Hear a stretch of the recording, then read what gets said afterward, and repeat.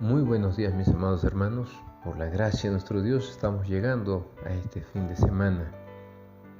Demos gracias. Padre, una vez más nos acercamos al trono de su gracia para agradecerle todo su amor y su misericordia en esta semana que está concluyendo.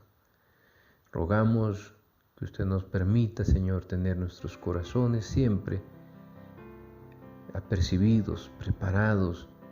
Sea pues, Señor, que usted venga por su iglesia o nos llame a su presencia, que ninguno se encuentre desprevenido, sino que, por el contrario, siendo sobrios y estando en actitud de velar en oración, podamos estar preparados, Señor, para cualquiera cosa que usted disponga en la vida de su iglesia. Rogamos su gracia nos acompañe, Señor, en este fin de semana, y usted siga guardando a su pueblo. Guarde nuestros corazones y pensamientos para no pecar contra usted, mi Señor, y que su palabra siga siendo lámpara y luz de nuestras vidas, que nos siga guiando en todo cuanto debemos hacer y vivir, pues se lo pedimos, Padre bueno, en el nombre de nuestro Señor y Salvador Jesucristo. Amén.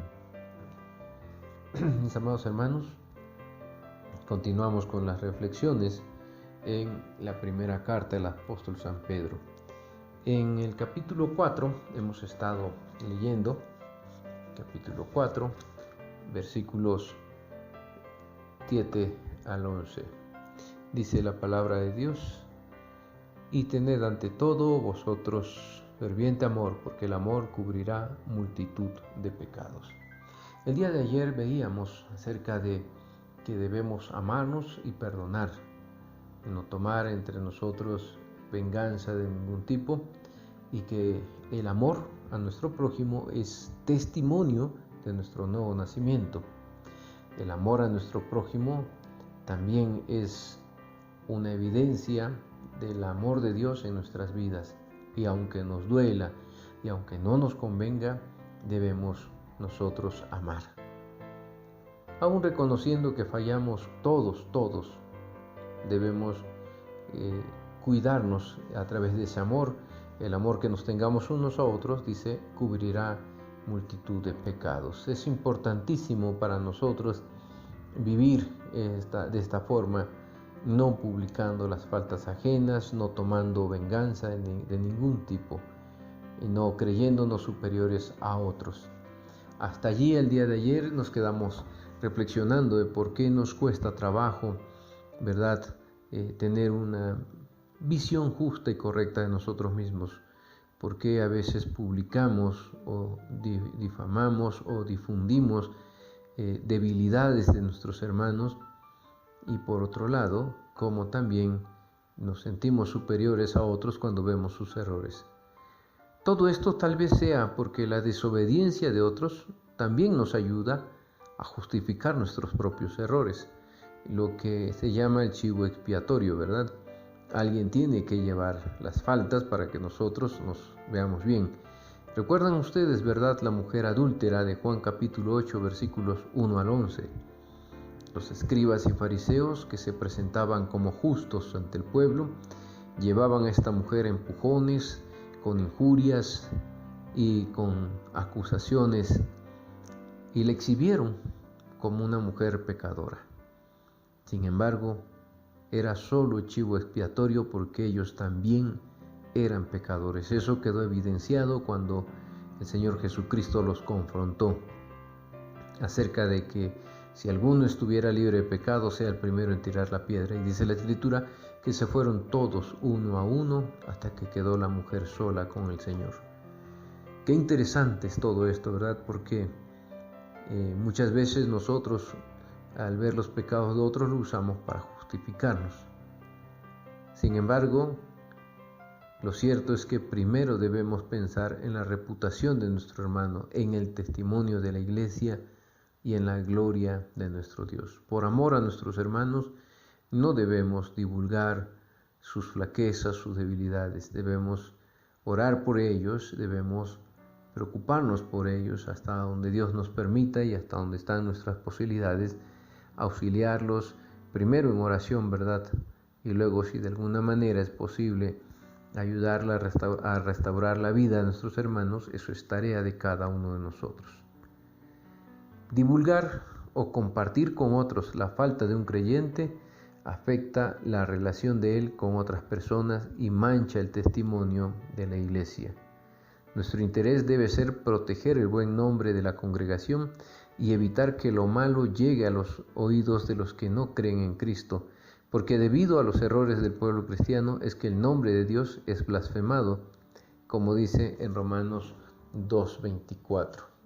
El apóstol San Pablo, cuando escribió a los romanos, les hizo esta advertencia. Quiero también leer esta porción de la carta a los romanos 2:24. Dice la palabra de Dios: porque como está escrito, el nombre de Dios es blasfemado entre los gentiles por causa de vosotros. Así que tengamos cuidado, mis hermanos. No es correcto divulgar los errores y los pecados de nuestros hermanos. Ya sabe usted el paso bíblico.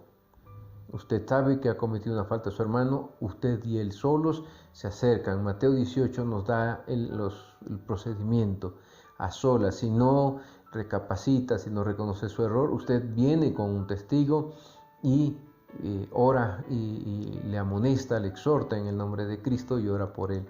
Si aún así, si no se arrepintiese, que por lo general las personas cuando son llevadas bajo el proceso que nos da la Biblia, bajo oración y bajo la dirección del Espíritu, por lo general las personas se arrepienten de su pecado cuando son confrontados, porque no son solo ustedes, mis hermanos, es el Espíritu Divino el que nos guía y el que está obrando, porque recuerden que Él es el que convence de pecado. Entonces el creyente debe seguir estos protocolos que la Biblia nos está dando, los pasos a seguir están allí. Pero muchas veces cuando sabemos del pecado de alguien, en lugar de seguir estos pasos, vamos y los divulgamos. Esto solo es en detrimento del nombre de Cristo y del honor de nuestros hermanos. Si después de estos dos pasos no se arrepintiera, entonces sí, la iglesia se tiene que enterar de que hay alguien que tiene un corazón contumaz y rebelde. Ahí también hay indicación en la Escritura. ¿Qué debemos hacer para ayudar al hermano que ha caído en el pecado? Pues todos tenemos la responsabilidad de ayudarle, y hemos dicho los procedimientos. Si no somos los indicados para lograr la restauración de una persona que ha caído, entonces debemos compartir el problema solamente con un líder de la iglesia maduro espiritualmente u otro cristiano con madurez. Puede ser que usted vaya con el pastor, lo comunique con un anciano de la iglesia, que son las personas encargadas de la pastoral, porque los ancianos son pastores locales de una iglesia, pero el consistorio tiene esa tarea de la pastoral, de la restauración, etc. Entonces, solo se comparte el problema con el pastor o si no hubiera un pastor, con una persona cristiana con madurez, que pueda escuchar y que tenga discernimiento y dirección del Espíritu para que pueda prestarle la ayuda que necesita al caído. Esto lo tenemos en Gálatas 6:1, Mateo 18:15 al 17, donde también lo hemos dicho. Es muy importante seguir las instrucciones de la Biblia para levantar al caído. Estos procedimientos contribuyen a conservar la unidad en la iglesia y el testimonio del pueblo de Dios. Otra manera de demostrar afecto para los creyentes es practicando la hospitalidad. Ahí, regresando a nuestro texto bíblico de Pedro 4, después de decir que el amor cubrirá multitud de pecados, el verso 9 nos dice: hospedaos los unos a los otros sin murmuraciones. Esta es la otra forma de mostrar el amor por nuestros hermanos. Las epístolas del Nuevo Testamento indican que los primeros cristianos tenían que cambiar de residencia con frecuencia, por ejemplo, Romanos 16. Pablo conoció gente en otras ciudades del Imperio Romano. En aquel entonces no existían pensiones ni hoteles adecuados para los viajeros. Proveer hospedaje llegó a ser una necesidad y una característica de los cristianos. La ley de Moisés incluía provisión para quienes viajaban. Tanto nuestro Señor Jesucristo como sus discípulos después de él disfrutaron la ayuda de otros. Eso lo vemos tanto en los evangelios como en el libro de los Hechos. También es un requisito para los ancianos de la iglesia. Todo aquel que aspira a ser obispo del pueblo de Dios o ser un anciano, debe tener como requisito que sea hospedador. Si un anciano no ha hospedado nunca a nadie y nunca se abre su corazón para hospedar a alguien en su hogar, pues tiene un problema, porque este es un requisito en la Escritura, y como vemos ahora es otra evidencia del amor hacia nuestros hermanos y es un testimonio de nuestro nuevo nacimiento. Recibir a los demás en nuestro hogar es un privilegio, porque a menudo el huésped trae bendición a nuestro hogar con una enseñanza, con un estímulo, un ejemplo o una gran amistad. Esto es maravilloso, hermanos. Me ha tocado, en primer lugar, con mi madre, cuando yo era todavía hijo de familia. Mi madre siempre recibía a los pastores, a las misioneras, a los obreros en el hogar, los hospedaba y les daba de comer.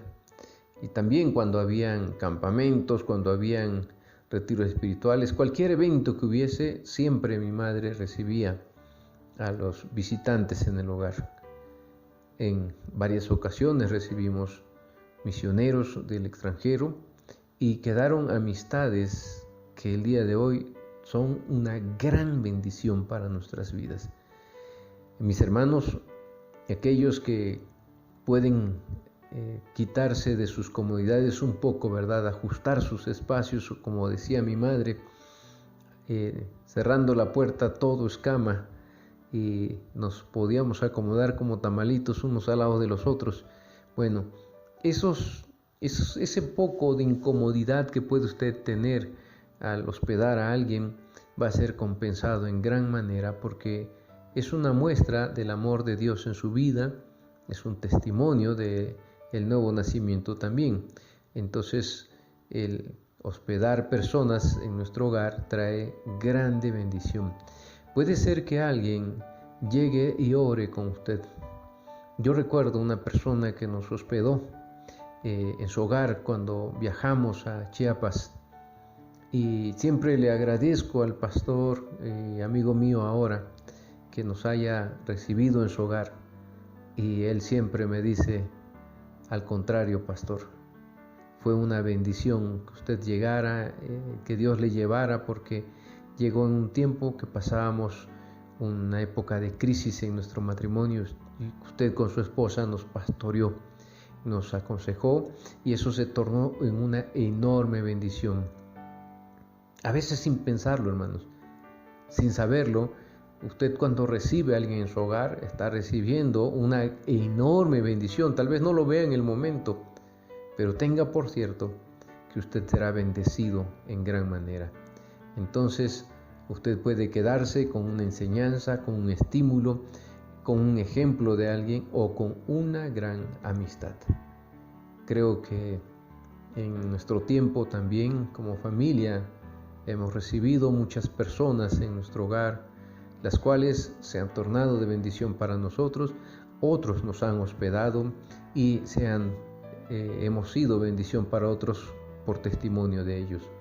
Hoy esto es algo que se está perdiendo, hermanos, en gran manera. Muchos, cuando se dan en las convenciones, reuniones, prefieren mandarlos a los hoteles en lugar de recibirlos en su hogar. Muchas veces el pretexto es que no queremos incomodarlos, es que es mejor en un hotel, están solos, tienen su privacidad, etc. La verdad es que mi experiencia siempre ha sido mejor estar en el hogar de un hermano. Sea que uno lo reciba o sea que ellos te reciban, siempre habrá bendición. No es algo que yo esté inventando, es algo que dice la palabra de nuestro Dios, y es algo también, mis hermanos, que hemos estado perdiendo en estos tiempos. Yo recuerdo todas las reuniones de presbiterio, reuniones de asamblea general, siempre éramos hospedados en los hogares de los hermanos. Siempre orábamos por alguien, siempre conocíamos a alguien, siempre éramos bendecidos por alguien, y esas personas siempre recibían una bendición de parte de Dios.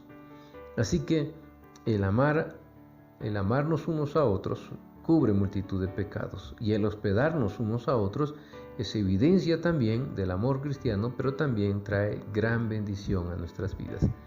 Así que si usted tiene esta oportunidad de hospedar a alguien en su hogar, de compartir su mesa, de compartir las bendiciones de Dios, hágalo y no dude nunca que usted recibirá bendición. El Señor Jesucristo nos decía ya ahí en San Mateo, cuando será el juicio a las naciones, dice que aún un vaso de agua dado en el nombre de nuestro Señor Jesucristo no carecerá de recompensa. Qué hermoso, mis hermanos. No lo hacemos porque estemos buscando las recompensas, pero definitivamente que el que lo hace, así dice la Escritura, recibirá también recompensa. Dios les bendiga, mis amados hermanos, que todo lo que estamos meditando sirva para fortalecer a su iglesia, a la fe de cada uno. Si el Señor lo permite, el próximo lunes continuamos con nuestras reflexiones.